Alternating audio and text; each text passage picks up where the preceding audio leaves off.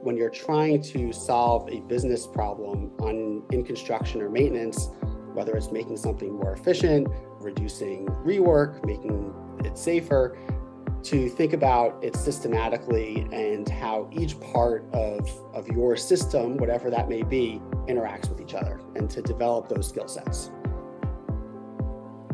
Welcome to the Agile Digital Transformation Podcast, where we explore different aspects of digital transformation and digital experience with your host, Tim Butera, Content and Community Manager at AgileDrop. Hello, everyone. Thanks for tuning in.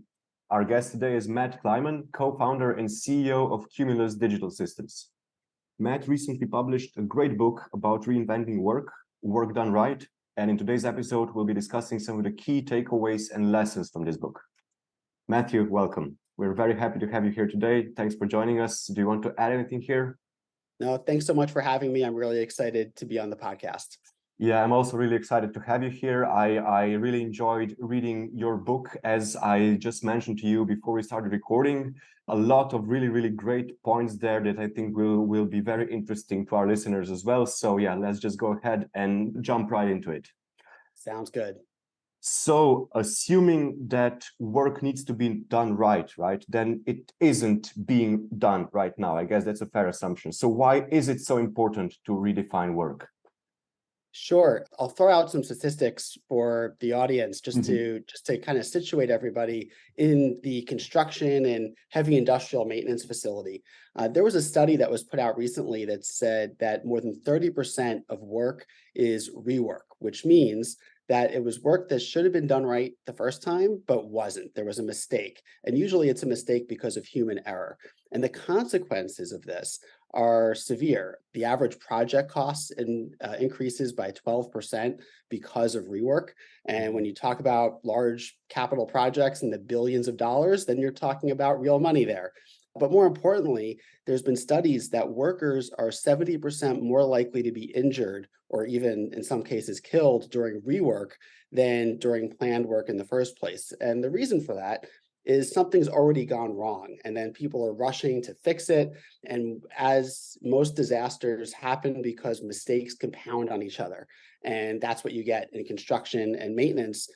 So most injuries are because something wasn't done right the first time. So this is something, my background is in aerospace and then in construction and the energy industry.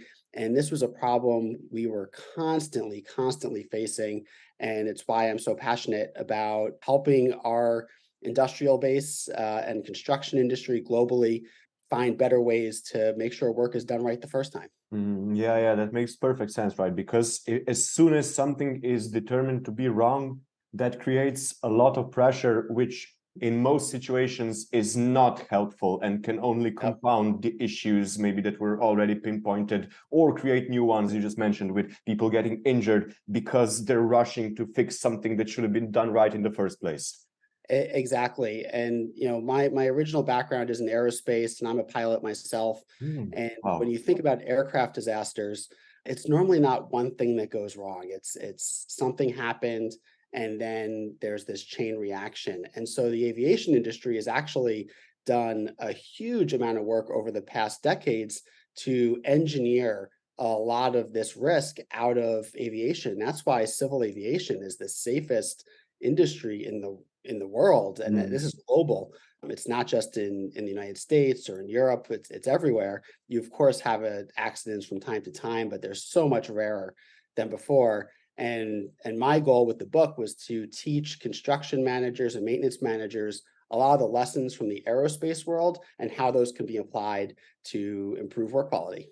Yeah, that's very cool. Yeah. Of course, accidents still happen, but when you consider that just the amount of air travel has also increased drastically over the years, then that percentage, it's just negligible, probably. Exactly. You don't even think about it. Exactly. Yeah, I've heard that you're much more likely to get like in an accident in traffic, in your car than you are when flying in a plane. Exactly. I will have I have a daughter who's she's too young to drive, but I will be much more concerned as a father about her getting in a car and driving than I ever will be about taking airplane trips together. Well, Matt, the episode is titled Work Done Right Through Systems Thinking. And systems thinking is like the approach that you pinpoint in the book as kind of the solution to doing work right. So let's now talk a little bit about this. So what is systems thinking as opposed to systems engineering? And what are the key elements and key best practices here? Yep. Systems thinking and systems engineering are very closely related. If there was a Venn diagram, there's probably a 80 to 90% overlap.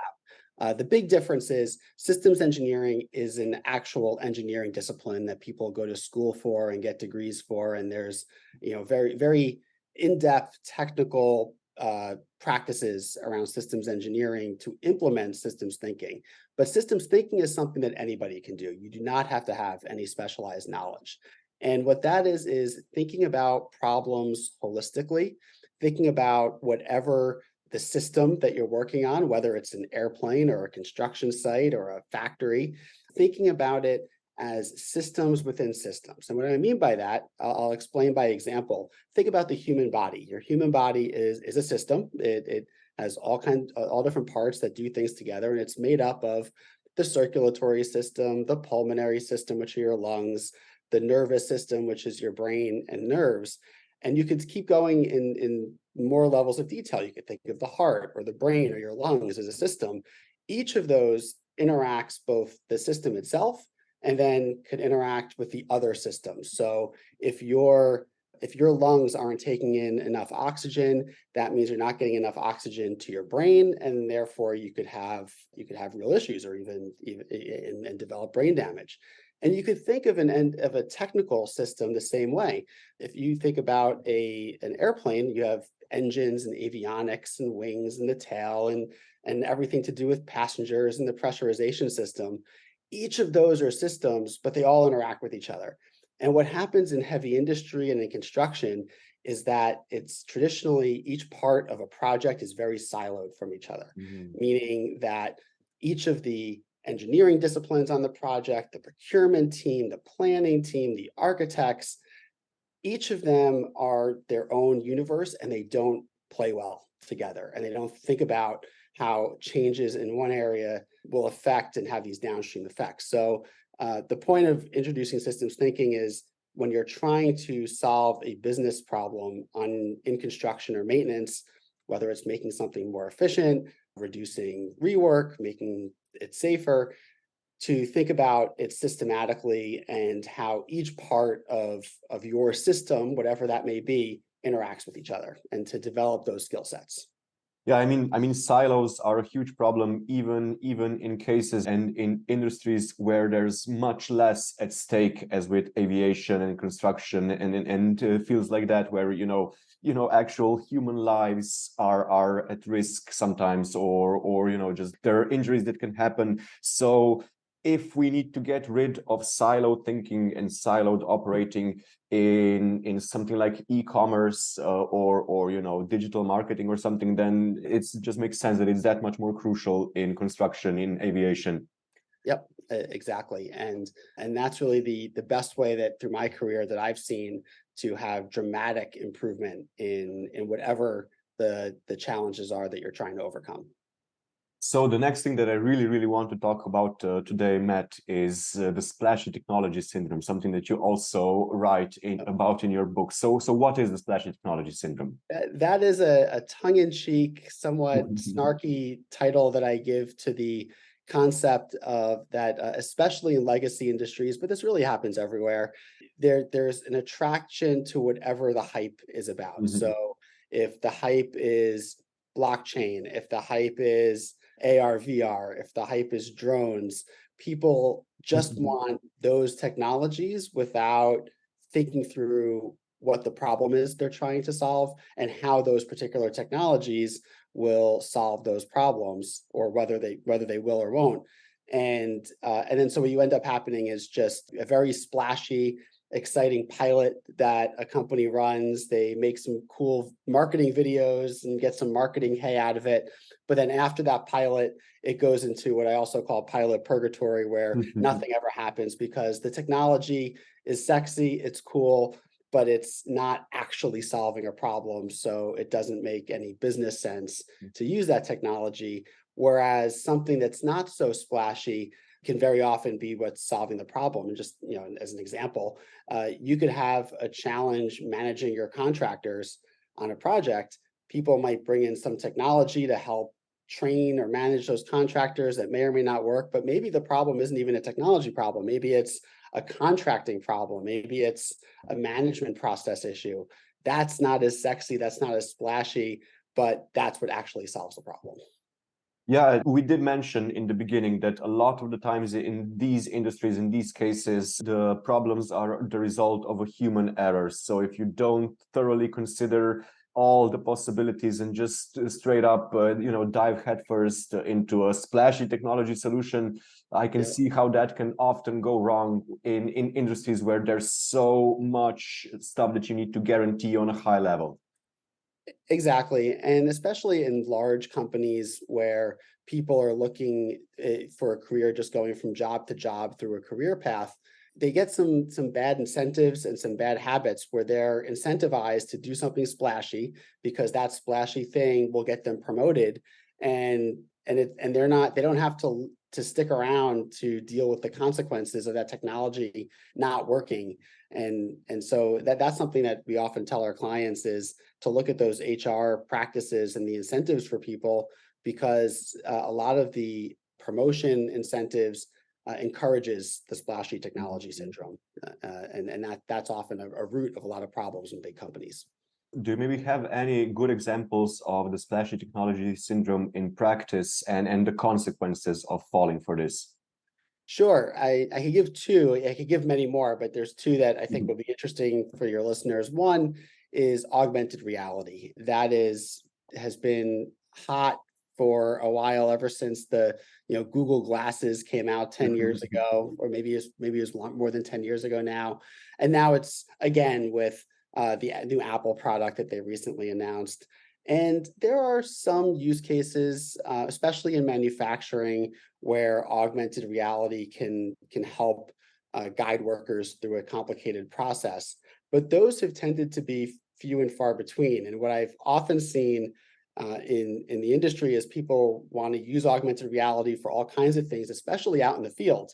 Well, the problem with being out in the field is you don't have very good connectivity, and you're subject to various environmental forces. Maybe it's raining out, maybe it's very cold or very hot, all things that don't play well with technology. And so you send workers out with these not very attractive, not very comfortable augmented reality equipment, and assuming they don't revolt just because you're making them wear it.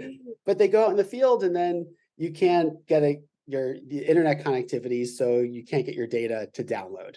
And they turn into these bricks, and it's embarrassing for everybody. And those end up going back on the shelf, and nothing ends up happening. And I think a lot of the same thing happened with blockchain when maybe around 2019, 2020, at the peak of that hype. There were a lot of people who were focusing on smart contracts and how that's going to improve industrial supply chains. And it really was a hammer looking for a nail. And you've unfortunately now seen the last year and a half, a whole bunch of companies shut down, or big companies shut down projects because they can never get any market traction. Those are some really great examples. I especially love the first one about the embarrassing AR helmets, and I can just imagine like how frustrating that would be. If the weather was poor, I'm somewhere out in the mud or something. The connectivity sucks. I have to wear this embarrassing helmet, and then I can't even get the thing to work. That would probably be super frustrating. And especially when almost everything you want to do with augmented reality can be done better on a smartphone or a tablet these days. And you typically have much better, more consistent connectivity with those types of devices. Yeah, and this was to your previous point. This just highlighted the importance of not just not falling for the splashy technology syndrome, but also looking for solutions with existing non-shiny tech, right? Yep, exactly, 100%. Well, Matt, based on everything that we've discussed so far, what would you say is the key to unlocking the benefits of digital transformation and all of these new technological innovations? Yeah, I think there's a couple of things. One obviously is people learning about systems thinking, and that's why I wrote the book, so that people are aware of this and can start incorporating some of these concepts. Not that they have to be experts, but start incorporating some of these concepts into their day-to-day lives. But really, what my goal is with the book and in the work my company does is to help workers be safer, help projects get done within budget. The world has a lot of infrastructure needs, and this is global, where we need to either build new infrastructure or repair infrastructure that was built previously, and we're not going to be able to do it if we don't get better at construction and thinking about new technology can be incredibly powerful, but it has to be done correctly. You have to think about it systematically, as I mentioned, but also something that's going to be scalable and sustainable, and not just that splashy technology pilot that doesn't go anywhere. That is not a digital transformation. And that's the final point I think I'll mention is digitalization should not be the business objective. A lot of people mistake that. They have digitalization initiatives. They want to digitalize for the sake of digitalization, not to use that word too many times, but the business objective needs to be something tangible, something measurable, whether it's improved efficiency, improved safety, reduced cost. And digitalization is one tool among many to get there. And systems thinking helps evaluate when it is and is not appropriate. Mhm. Yeah, that makes a lot of sense, and some great insights here to finish on, Matt. Just before we wrap up the call, if our listeners wanted to connect with you, learn more about you, or of course, check out your book, what's the best place for them to do that? My email address is matt@Cumulus DS. So Cumulus Digital Systems, cumulusds.com. I am active on LinkedIn. That's probably the best way to find me. Just search Matthew Kleiman at Cumulus, and then the book is available on Amazon and Barnes and Noble. And I hope people read it, find it helpful, and would love to hear feedback from your audience if they do. I sure hope that the audience takes you up on your offer, Matt. I really enjoyed speaking with you today, probably even more than I enjoyed reading your book. So thanks again for joining us. Thank you so much. I really enjoyed this discussion. And well, to our listeners, that's all for this episode. Have a great day, everyone, and stay safe. Thanks for tuning in. If you'd like to check out our other episodes, you can find all of them at agiledrop.com/podcast, as well as on all the most popular podcasting platforms. Make sure to subscribe so you don't miss any new episodes, and don't forget to share the podcast with your friends and colleagues.